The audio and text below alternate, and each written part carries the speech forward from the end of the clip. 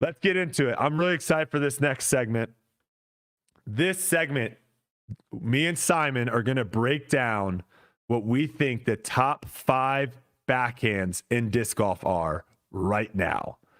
I did not put mine in order. These are just the 5 that I think are the best. So I'm going to start.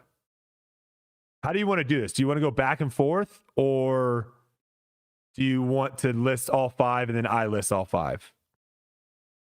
You first or I first? All 5. I don't care who goes first. You choose.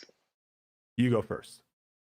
Okay, so I have a top 5. You can choose if I should just read them in no particular order, or if I tell you why they're in my top 5, like kind of tell you which category I put them in and why you made the spot.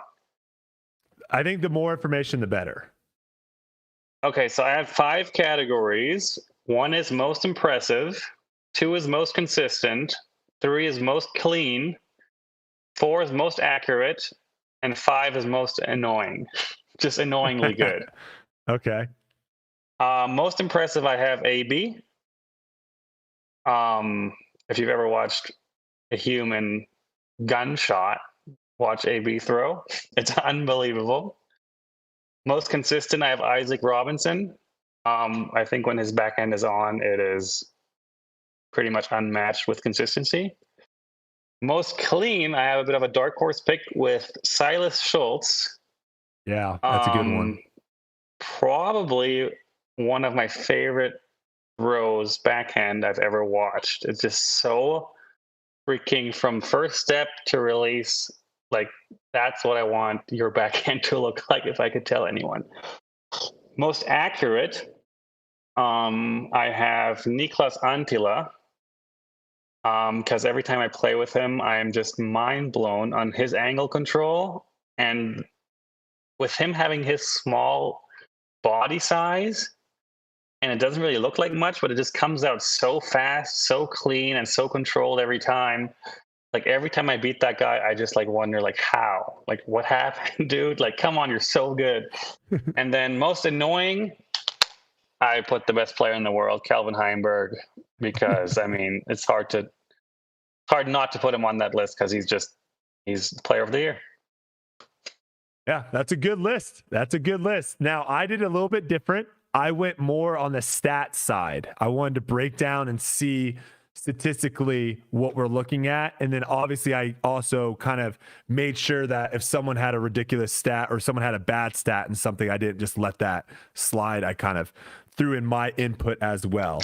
So my top 5 backhands in the world, I've got Calvin Heimberg. He was number 1 in fairway hits with 80%. He was number 1 in C1 in regulation at 50%. And he was number 1 in the world at C2 in regulation at 72%. The dude is the most consistent player in the world.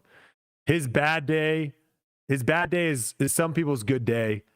He can throw every angle, every shot with the backhand. He's got the power. He's got the touch. By far, I think my best backhand in the world. I'm actually putting him in order now, I guess. Okay. By the numbers. Okay. Number 2, Isaac Robinson. 78% fairway hits. That's third. 43% in C1 in regulation and 65% in C2 regulation. When he is at his highest, I think his backhand is probably the best. But overall, I think Calvin beats him just because of the consistency wise. But we saw this at Champions Cup on a course that is backhand heavy. He blew the field away, and it wasn't even close. Never even made it close at all. So Isaac Robinson sits at number 2.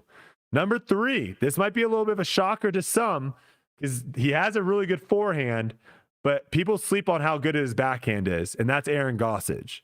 77% fairway hits, 4th in the world. 46% C1 in regulation, 3rd in the world. 68% C2 in regulation, 3rd in the world. He's got a nasty backhand. He's got that straight Buzz OS that he throws really freaking well. He's got all the nukes that he launched really freaking well. And if you just want to watch him go to any of these open courses or wooded courses, really, and just watch how consistent he is at hitting gaps, how consistent he is with his angle control. Aaron Gossage is my number 3. Number 4, Eagle McMahon. 73% fairway hits, 47% C1 reg. That's number 2. 66% C2 and reg.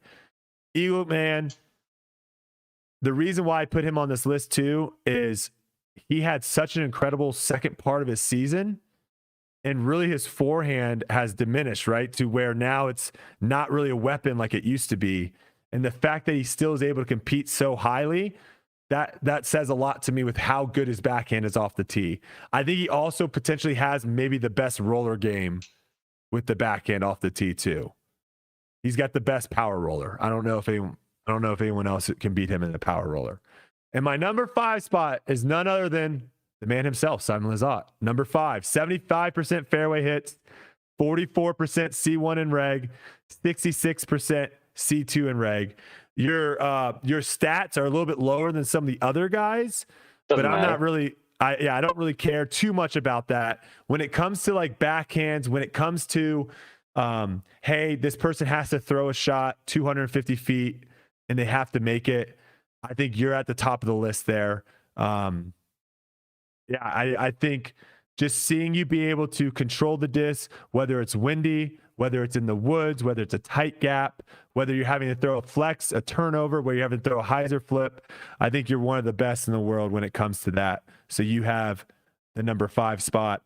Honorable mentions, do you have anybody that like was close but didn't make it for you?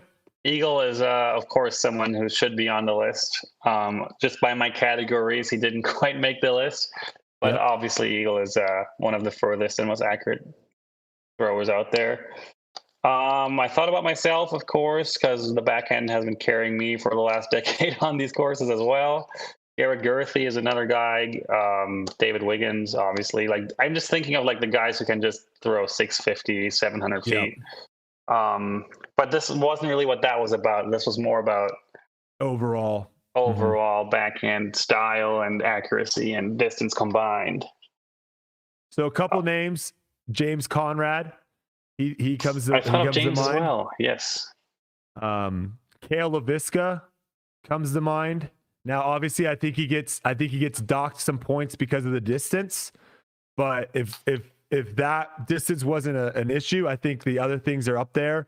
And then I had one other one that's blanking me right now. Oh, Bradley Williams. That would be the other one that kind of comes to mind when it comes to the backhand. So, and then Drew Gibson. That's a good one. Chat saying Drew Gibson. I had Drew in there as well. Yes, actually I did. Yeah. I think Drew's also a pretty solid, very good solid form. one. Also, next to AB, probably next fastest disc on tour, speed-wise. Freaking explosive as hell. Yeah. You think he's faster than Eagle? Drew's discs out of his hand have made sounds that I have not heard from Eagle. More rocket ship-like. It's unbelievable.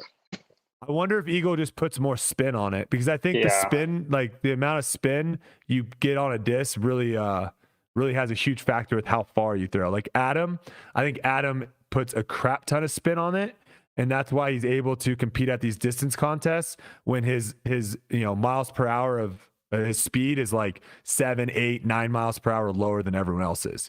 He just spins. Gannon Burr is another one that spins. He actually is not a bad one for backhand either. A little bit maybe on the inconsistent side, but when he's at the top, he's pretty good.